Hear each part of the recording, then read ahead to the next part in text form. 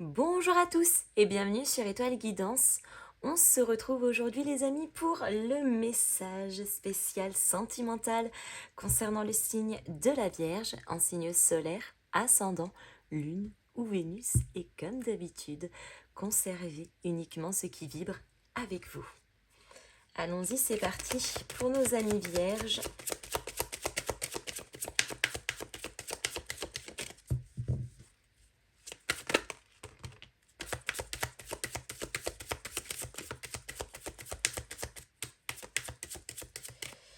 Alors, on a l'évolution, les oiseaux. En tout cas, ici, il y a de la progression. Il y a un nouveau départ, il y a quelque chose qui évolue, qui transmute, qui se construit. Les oiseaux, c'est aussi la notion de l'éveil.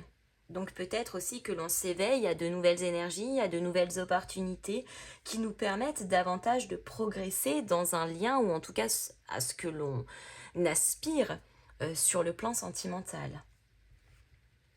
Il y a quand même une symbolique de changement avec l'évolution et les oiseaux.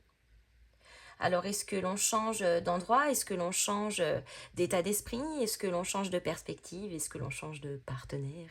Est-ce que l'on change de situation? Simplement, peut-être que certains sortiront du célibat aussi, ou vice-versa. Mais en tout cas, là, il y a un synonyme de vraiment de mouvement, de changement. Il y a quelque chose qui se clôture, une fin de cycle, mais un nouveau cycle aussi qui démarre et qui progresse.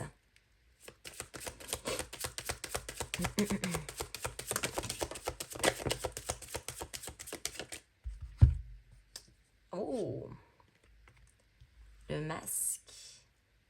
Oh. Changement peut-être dans le fait de démonter certaines parts égotiques trop présentes et disproportionnées.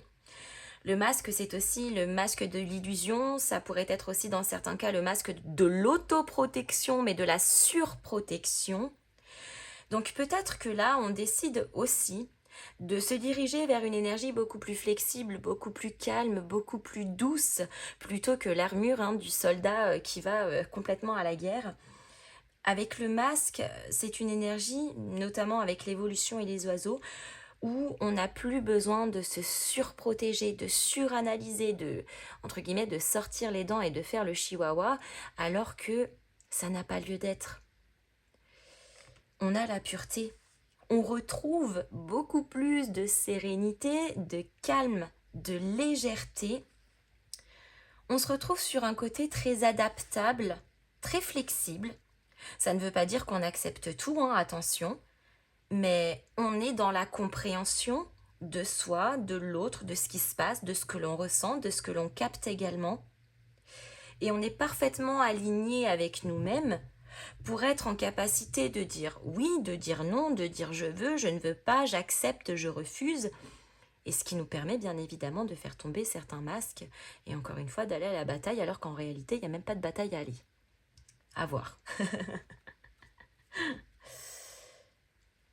Mais encore une fois, personne n'est blâmable. En général, quand on porte le masque, c'est pas pour rien. C'est pour se protéger. Parfois, c'est aussi sous-jacent de certains traumas qui ne sont pas réglés. Et parfois, vous savez, le masque, on le porte pendant tellement longtemps que quand on le retire, eh bien, ça nous fait tout drôle. Donc, pour une question de confort et parfois aussi pour une question de contrôle également, eh bien, on préfère garder le masque. Mais garder le masque lorsque on souhaite être sincère, honnête, intègre, fidèle à ses propres valeurs et qu'on aimerait avoir la même chose aussi en contrepartie, eh bien à un moment donné, il faut savoir se mettre à nu son cœur, mettre à nu ses valeurs, mettre à nu tout ce que l'on est finalement. Et croyez-moi, c'est bien plus difficile et c'est bien plus dur de se mettre à nu soi-même ou vis-à-vis de quelqu'un que de porter le masque. Alors vous allez me dire, bah ouais, au fait, mais qui dit mise à nu dit plus de risques. Ouais, mais c'est le game. C'est le game, c'est comme ça. En même temps, qui ne risque rien ne gagne jamais rien. Donc, si on veut garder le masque, pas de problème, c'est un choix hein, et il nous appartient. Mais garder le masque, ça veut aussi dire de pas forcément avancer. Ça veut aussi dire stagner, ça veut aussi dire peut-être de ne pas forcément rencontrer de bonnes personnes, parce que les personnes qu'on va rencontrer, n'oubliez pas, les amis sont le reflet de ce que l'on est. Donc qui dit on porte le masque, dit rencontre avec des masques. Donc à un moment donné, on ne peut pas demander de l'honnêteté, de la sincérité si nous-mêmes, on garde le masque de tout ça. Bon, je ne vais pas m'attarder sur le sujet pendant 150 ans, mais voilà, c'est l'image. Mais en tout cas, visiblement, le masque tombe en tout cas. Parce que avec la pureté, on se retrouve avec beaucoup plus de légèreté. Il n'y a plus de rivalité en fait avec l'autre, mais aussi avec nous-mêmes. Et la pureté, c'est aussi sa propre souveraineté. D'être parfaitement en mesure de s'exprimer, de se faire voir au monde, aux autres, tel que l'on est réellement, sans avoir besoin d'artifice, d'armure ou autre.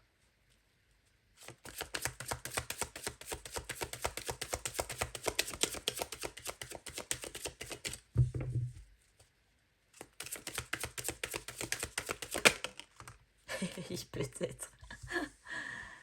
Maybe. Bon, on vous aide pas trop ici avec ce peut-être. Hein. C'est pas oui, c'est pas non. C'est peut-être. C'est pas noir, c'est pas blanc. C'est grisouille. Là, clairement, c'est la phase un peu douteuse. Ah. Oh, guérison. Peut-être que l'on est en train de guérir. En tout cas, ce peut-être forcément invite à aller chercher davantage la réponse sur quelque chose qui n'est pas clair ou qui est flou. Effectivement, les masques tombent. Hein, parce que quelqu'un qui a assez guéri, qui a travaillé sur lui ou sur elle-même, n'a plus besoin de porter l'armure. Parce qu'on est assez aligné pour savoir ce que l'on veut, ce que l'on ne veut pas, et pour savoir qui on est. Et qui on n'est pas aussi. On va voir si on a d'autres messages.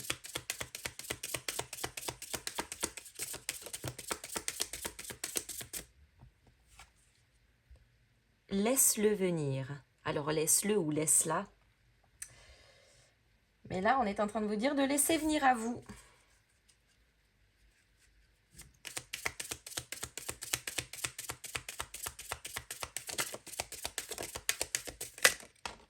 Vous avez assez travaillé sur vous-même pour ne pas courir après qui que ce soit, si ce n'est que vous-même.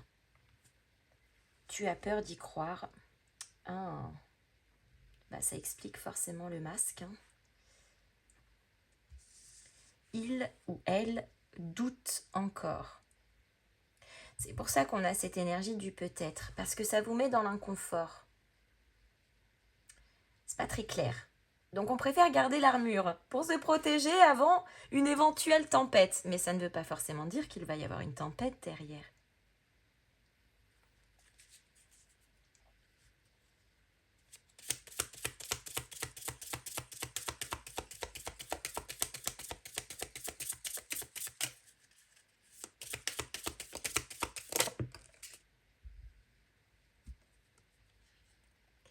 Il n'ose pas faire le premier pas. Ouais. Eh ben, si le ou la Titi en question n'ose pas faire le premier pas et que vous attendez, que vous patientez pour le ou la laisser venir, on pourrait attendre longtemps. Hein. Alors j'espère quand même que la situation va se débloquer.